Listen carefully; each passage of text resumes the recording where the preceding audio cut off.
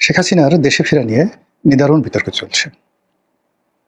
রয়টার্সের সঙ্গে একটি লিখিত সাক্ষাৎকারে তিনি জানিয়েছেন যে তিনি 2026 সনের ডিসেম্বরের মাসের মধ্যে উইদিন ডিসেম্বর তিনি দেশে ফিরবেন।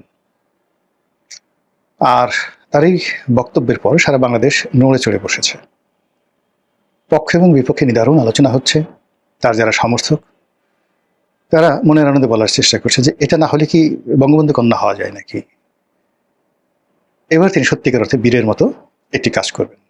শেখ হাসিনা যে পালায় না, শেখ হাসিনা যে পালিয়ে যায়নি, একটা বিশেষ মুহূর্তে বিশেষ পরিস্থিতিতে তাকে বিদেশে চলে যেতে বাধ্য করা হয়েছিল এবং ওই মুহূর্তে ওই পরিস্থিতি তার এটা ছাড়া কোনো বিকল্প ছিল না। এই জন্য তিনি গেছেন। আবার তিনি একেবারে বিরূপ অবস্থা।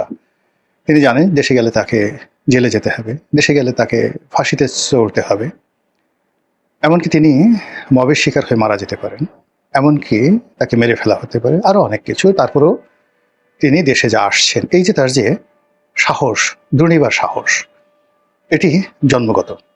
তার বাবারই সাহস ছিল। পাকিস্তান শাসক গোষ্ঠীর বিরুদ্ধে তিনি তার জীবনের পুরোটা জীবন সংগ্রাম করেছেন। প্রায় 16টি বছর তিনি মানে সেই রাজনৈতিক জীবনে 1954 থেকে যদি 70 পর্যন্ত ধরেন 16টি বছর তিনি শুধু জেলেই কাটিয়েছেন।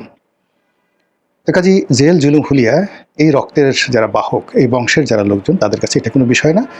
এটা প্রমাণ করার জন্য শেখ হাসিনা তার এই বৃদ্ধ বয়সে যখন একটা মানুষ কবরে যেতে চায়, তসবি তাহলিল করতে চায়, দোয়া দরুদ পড়ে জীবন কাটাতে চায়, সে তখন সে 80 বছর বয়সে, তাও আবার বিধবা, তাও আবার পিতৃহীন না, মাতৃহীনা, ভাই বোন আত্মীয় স্বজন দুনিয়াতে কেউ নেই। তো সেই অবস্থাতে তিনি সারা দুনিয়ার বিরুদ্ধে একা লড়ছেন শুধু আল্লাহর প্রতি ভরসা করে। এটাই শেখ হাসিনা, এটাই বঙ্গবন্ধু কন্যা, এটাই আওয়ামী লীগের রাজনীতি, এই কথা বলছেন। আর আওয়ামী লীগের লোকজন আরে বাবা জয় বাংলা, জয় বঙ্গবন্ধু, ধরো মারো কাটুক খেয়ে ফেলবো। এইবার মানে তারা স্বপ্নে বিভোর যে শুধু শেখ হাসিনা আসে, আবার তারা ক্ষমতা পায়, তাহলে তারা এই বাংলাদেশে কি কি করবে মোটামুটি সব কিছু ডায়েরিতে লিখে রেখেছে যেন ভুলে না যায়। তার যারা প্রতিপক্ষ তারা যথারীতি হুঙ্কারকে ঠাট্টা করছেন যে আরে না না, একবার হাতি যদি গর্তে পড়ে সে আর উঠতে পারে না। হাতির বাহাদুরি যতক্ষণ সে মানে গর্তের বাইরে থাকে। তো শেখ হাসিনা যে গর্তে পড়ে গেছে সেক্ষেত্রে তিনি আর উঠতে পারবেন না।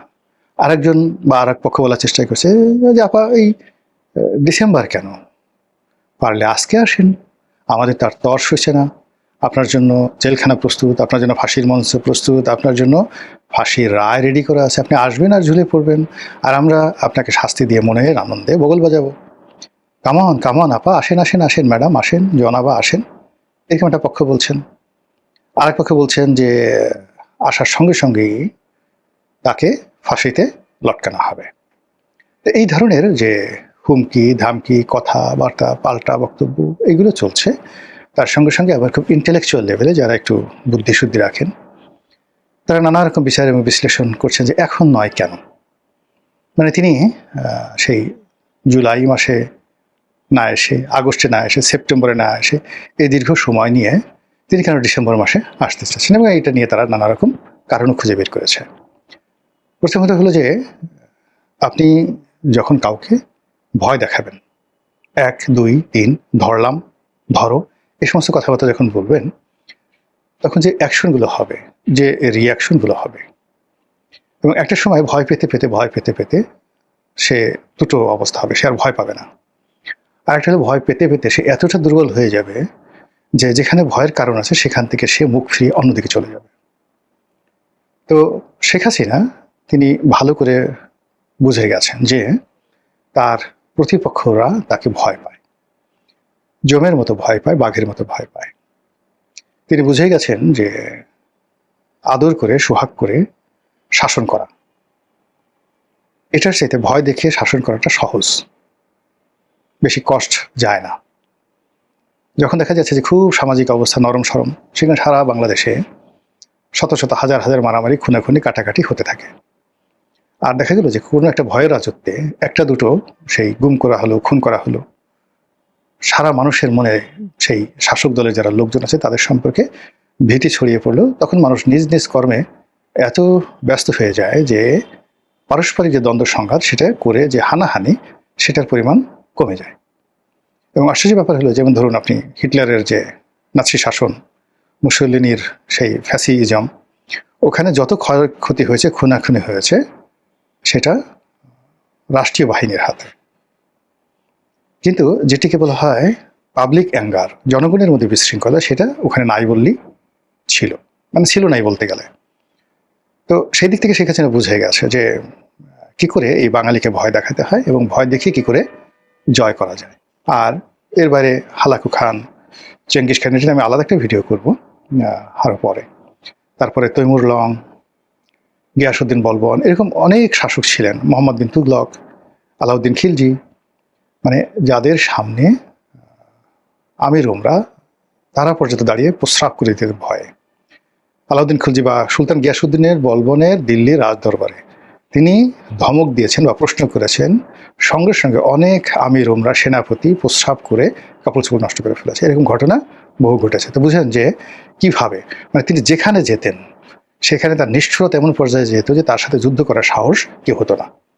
তো সেই ক্ষেত্রে শেখ হাসিনা যে দৃষ্টান্ত স্থাপন করেছেন বাংলাদেশে, যে ভয়ের রাজত্ব কায়েম করেছেন বা করেছিলেন, তার প্রেক্ষিতে সবাই যেটা চিন্তা করছে যে আওয়ামী লীগ যদি বাংলাদেশে আসে, শেখ হাসিনা যদি ফিরে আসে, তাহলে পিঠের চামড়া থাকবে না, শরীরের অন্ডকোষ থাকবে না, কারো ঘরে বউ থাকবে না, কারো ঘরে কন্যা থাকবে না, কারো ব্যাংকে টাকা থাকবে না, কারো দোকানপাটে মাল সামানা থাকবে না।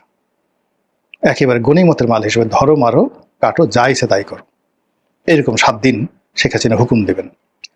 তো এরকম অবস্থা যদি চলতে থাকে বা হয়, তার থেকে বাঁচার জন্য দুটো পদ্ধতি রয়েছে। একটি পদ্ধতি হলো যে সম্মিলিতভাবে শক্তি অর্জন করে ঐক্যবদ্ধ হয়ে শেখ হাসিনার আগমন, তার সন্ত্রাস, তার বাহিনীর সন্ত্রাসকে রুখে দেওয়া, যেটি চরিত্রগতভাবে বাঙালি নেই। বাঙালি সবসময় শক্তের ভক্ত, নরমের জম। তারা যখন দৌড়ায়, আপনি পিছন থেকে ধরেন ধাওয়া দিচ্ছেন, কোনো অবস্থাতে তারা পিছনে তাকায় না, তারা দেখেও না যে কে তাড়া দিল বা কে পিছনে আসে। আপনি বলছেন যে ধর, অমনি নিউ মার্কেটের সেই বা নীলক্ষেতের মোড় থেকে বা সিটি কলেজের মোড় থেকে বা শাপলা চত্বর থেকে তারা দৌড় শুরু করবে। দৌড় শুরু করে 3-4 কিলোমিটার যাওয়ার পরে তাদের তখন মনে হবে যে পিছনে তাকায় দেখি কেউ আসছে কিনা, তাকায় দেখা গেলো কেউ আসেনি। এই হলো আমাদের দৌড়ের ইতিহাস। এরপরে আমরা যখন দৌড়াই, তখন নিচে বাঁচার জন্য আমরা যে কাজ করি, পাশের যে লোক তাকে ধাক্কা মারি। ধাক্কা মারি কারণে যেন সে পড়ে যায়, পড়ে যাওয়ার পর তাকে যারা তাড়াচ্ছে তারা যেন ওই যে পড়ে গেল তাকে ধরে ফেলে এবং আমাকে যেন বাঁচায়। এই জন্য আমি পাশের লোকের ধাক্কা দিই, পাশের লোকের ল্যাং মারি, সামনে যে লোকটা আছে তার কলারটা ধরে টেনে তাকে পিছনে দিয়ে আমি দৌড়ে চলে যাই। আমাদের দেশে যে সকল মিছিল হয়, রাজনৈতিক মিছিল হয়, সেই মিছিলে যে পুলিশের লাঠিচার্জ হয়, সেই লাঠিচার্জের সময় দেখবেন না, রাজনীতি সেটা আওয়ামী লীগ, বিএনপি, জামাত যাদের হোক না কেন, মানে এইভাবে চেইন করে একজনের হাত ধরে রুখে দেয় না আর একসাথে পালায় না, তারা সবাই বিচ্ছিন্নভাবে পালায়, একে অপরের সাথে পাল্লা দিয়ে পালায়। এবং পালানোর সময় ওই আমি যেইভাবে বললাম, তাদের সহযোদ্ধাকে কাউকে ল্যাং মারে, কাউকে পিছনে ফেলে দেয়, কাউকে সামনে নিয়ে এগোয়, এরকম একটা পরিবেশ পরিস্থিতি তারা তৈরি করে। তো সেই ক্ষেত্রে শেখ হাসিনার বিরুদ্ধে সম্মিলিতভাবে একত্র হবে, রুখে দাঁড়াবে, এটা আমাদের ডিকশনারিতে নেই। যদি এটা নতুন করে হয়, সেটা আমাদের একটা নতুন অর্জন হবে। এই গেল এক। 2 নম্বর হলো যে আমরা খুবই কলহ প্রবণ একটা জাতি। ইবনে বতুতা থেকে শুরু করে, ফাহিয়ান থেকে শুরু করে অন্য যে সকল বিদেশি পর্যটকরা রয়েছেন, বিশেষ করে মিনহাসুস সিরাজ, তিনি এই ভারতবর্ষের লোকজন সম্পর্কে, বাঙালিদের সম্পর্কে যে সকল কথাবার্তা বলেছেন, তার প্রথম পরিচয় হলো আমরা খুবই অস্থির চিত্ত এবং কলহপ্রবণ, সন্দেহপ্রবণ এবং সুখের সময় আমরা নষ্ট করি কলহ বিবাদ করে। এবং আমাদের দেশে দেখবেন যে বিয়ে বাড়িতে যে সকল ঝগড়াঝাটি হয়, বিয়ে বাড়িতে সুখের সময়, সেখানে খুব ছোটোখাটো বিষয় নিয়ে পান নিয়ে ঝগড়া হয়, গেট কাটার সময় ঝগড়া হয়, খাবার টেবিলে আমার মাংসের পরিমাণ কম হলে কেন, বা ওকে রান দিলি কেন, আমাকে থান দিলি কেন, এগুলো নিয়ে ঝগড়াঝাটি হয়ে বিয়ে ভেঙে যায়। এই হলো আমাদের দেশের পরিবেশ, যেখানে আমরা প্রকৃতিগতভাবে যে কোনো সুখের পরিবেশকে, শান্তির পরিবেশকে নিজেরা ঘেটে ঘুটে সেখানে সেগুলোকে কর্দমাক্ত করে ফেলি। তো সেই দিক থেকে যেটা হলো যে এখন বিএনপি জামাতের সত্যিকারের সুখের সময়, কোনো there is no reason BNP এবং জামাত পরস্পরের বিরুদ্ধে বা এনসিপি, 3টি রাজনৈতিক দল একে অপরকে দায়ী করবে, গালাগালি করবে, দেয়ার ইজ নো রিজন। সবাই তারা যে পেয়েছে, যা কিছু পেয়েছে, এটা beyond there expectation and limitation. তাদের যেটা সীমাবদ্ধতা ছিল এটা অতিক্রম করে তারা বিজয়ী হয়েছে। তারা যেটা পেয়েছে সেটা তাদের স্বপ্নের অতীত।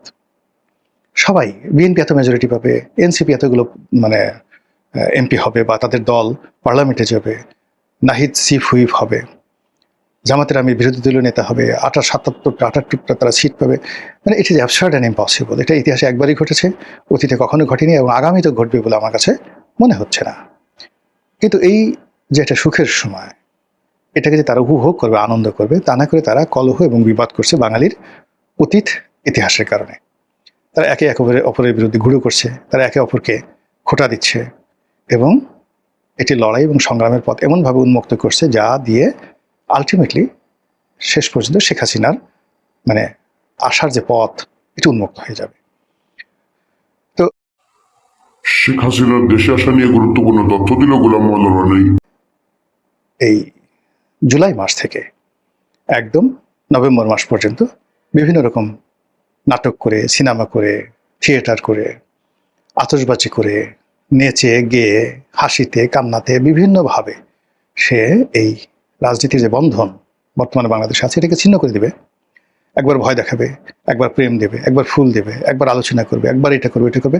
মানে এগুলো করে জাস্ট একটা, আমরা যে রাবার আছে, রাবারের যে এলাস্টিসিটি যেটাকে বলা হয়, এটা যদি আপনি বারবার টানেন না, তখন আর ওটার এলাস্টিসিটি থাকে না। রাজনীতিরও এরকম একটা এলাস্টিসিটি থাকে। সেই এলাস্টিসিটিটা এখন শেখ হাসিনা এবং ভারত সম্মিলিতভাবে ভেঙে দিতে চাচ্ছে। ভেঙে দিয়ে যে সামনে যে সময়গুলো পাবে, এই সময়ের মধ্যে প্রত্যেকটি রাজনৈতিক দল তার শক্তি খুইয়ে ফেলবে, প্রতিটি রাজনৈতিক দল ভীত সন্ত্রস্ত হয়ে পড়বে এবং যারা রাষ্ট্র ক্ষমতা আছে তাদের ব্যর্থতার পরিমাণ বাড়তে থাকবে এবং ধীরে ধীরে তারা আশাহত হতে থাকবে। এই গেল এক। 2 নম্বর হলো যে ডিসেম্বর মাসটি আওয়ামী লীগের জন্য বরকতময়। ডিসেম্বর মাসটি আওয়ামী লীগের জন্য বিজয়ের মাস, জাতির জন্য বিজয়ের মাস এবং এটি আওয়ামী লীগের যারা প্রতিপক্ষ তাদের জন্য খুবই সেন্সিটিভ, অবমাননাকর, অনেকটা আবর্জনা খাওয়ার মতো। ডাস্টবিন থেকে তুলে তুলে আপনি যখন খাবেন নিজে, ওইরকম যে একটা বিশ্রী, তেমনি ডিসেম্বর মাসটা আমাদের বাংলাদেশের অনেক ক্ষমতাধর লোকজন তাদের কাছে ওইরকম যারা ওই মাসে তারা নিজেদের আবর্জনা নিজেরা খেতে বাধ্য হন।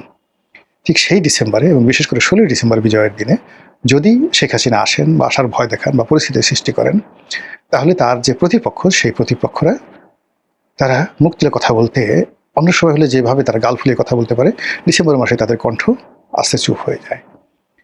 এরপর আরও কিছু ঘটনা ঘটে। মানুষের মধ্যে একটা বিজয়ের আনন্দ থাকে, প্রত্যেকটা মানুষের মধ্যে একটা উদ্দীপনা থাকে, বিজয়ের আনন্দ থেকে উদ্দীপনা থাকে। তো সেই অর্থে আওয়ামী লীগের লোকজন অন্য যে সময় যে অবস্থায় থাকুক না কেন, ডিসেম্বর মাসে তাদের উদ্দীপনাটা বাড়বে। নভেম্বর থেকে একেবারে ফেব্রুয়ারি পর্যন্ত এই উদ্দীপনাটা তাদের মধ্যে কাজ করবে। ঠিক সেই সময়টাতে আসুন বা না আসুন, তিনি এই যে আসার যে ঘোষণাটা দিয়েছেন, এটা তার দলের নেতাকর্মীকে চেয়ার আপ করবে। আর কোনো কারণে যদি পরিবেশ পরিস্থিতি, আন্তর্জাতিক নেগোসিয়েশন, হোয়াট এভার মেবি, যাই হোক না কেন, তিনি যদি ঝুঁকিটা নিয়েই বসেন, তাহলে সেটা সামাল দেওয়া সরকারের জন্য ভীষণ ভীষণ রকম কঠিন হয়ে যাবে। এত কঠিন হয়ে যাবে যেটা আমরা কল্পনাও করতে পারছি না। মহান আল্লাহ আমাদের সবাইকে হেদায়েত দান করুন এবং হেফাজত করুন। আসসালামু আলাইকুম ওয়া রাহমাতুল্লাহি ওয়া বারাকাতুহু।